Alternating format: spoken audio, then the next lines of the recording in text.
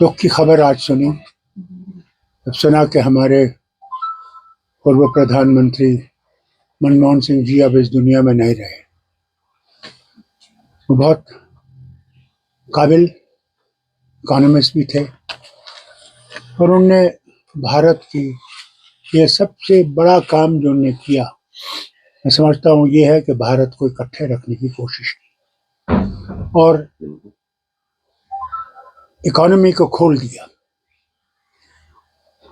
पहले इकोनॉमी खुली नहीं थी।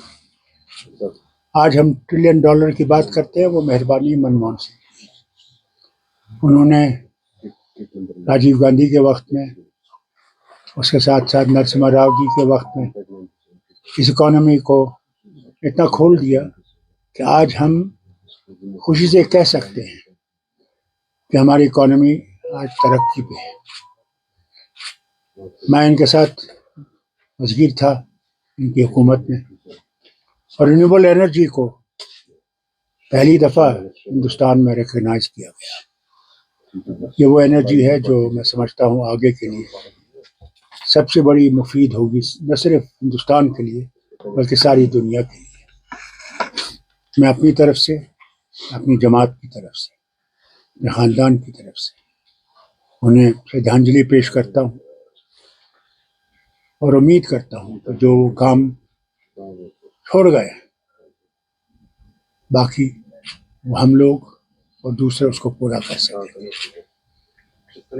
और इस मुल्क को आगे ले सकें और भाईचारा रखें देशों के साथ। डॉक्टर साहब, चूंकि जैसे आपने खुद कहा एक इकोनॉमिस्ट थे, मुल्क में आया था जब मनमोहन सिंह के बारे में काफी क्रिटिसिज्म किया गया था जब उन्होंने अपना सोना गिरवी रखा, लेकिन उसकी काबिलियत ने ना वो सोना बल्कि उन कर्जों से भी मुल्क को मुक्ति दिलाई। मुल्क के साथ साथ डॉक्टर मनमोहन सिंह की बिल्कुल सही कहा आपने। बल्कि मैं ये भी कहूँगा कि हमारे भाई पंडित भाई जो यहाँ से गए थे और किसी ने भी कोई बड़ा कदम उठाया उनको वापस लाने का, उनकी मुश्किलात को जम्मू में दूर करने का, वो मनमोहन सिंह की हुकूमत में उन्होंने किया। करीबन 3,000 से ज़्यादा शायद उनके बच्चों को यहाँ नौकरी दी कि वो घर आ सकें। उनके लिए जगती जैसा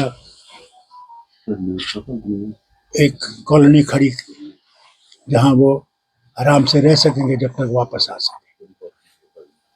उनकी बहुत सी बातें हैं। मैं तो समझता हूँ इकबाल का शेर बहुत सही है, निगाह बुलंद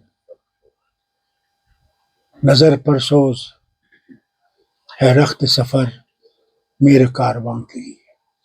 ऐसे लोग बहुत कम पैदा होते हैं और वही जो काम करते हैं उन्हीं के बारे में क्रिटिसिज्म होता है।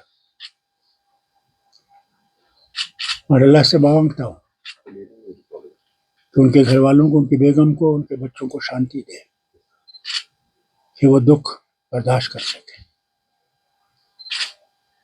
और कभी ये ना भूलें कि उन्होंने जो कुर्बानियाँ इस वतन के लिए दी हैं वो रायगा नहीं जाएंगी।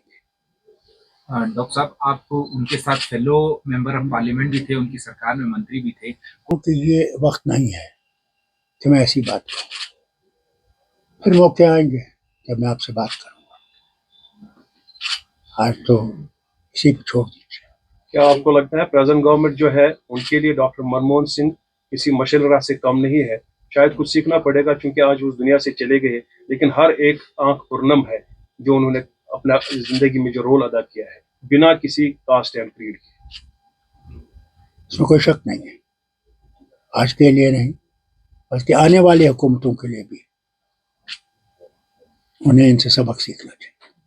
कांग्रेस में शायद ये खलाक पूरा करना बहुत ही मुश्किल होगा। कांग्रेस छोड़ दीजिए, सारे वतन को ऐसे लीडर को तलाश करना बहुत मुश्किल होगा।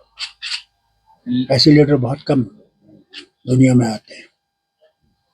दूसरा महात्मा गांधी नहीं आया, जवाहरलाल नहीं आया, शेर कश्मीर नहीं आया। यह है वक्त वक्त की बात है। डॉक्टर साहब, लेगेसी क्या होगी डॉक्टर मनमोहन सिंह की?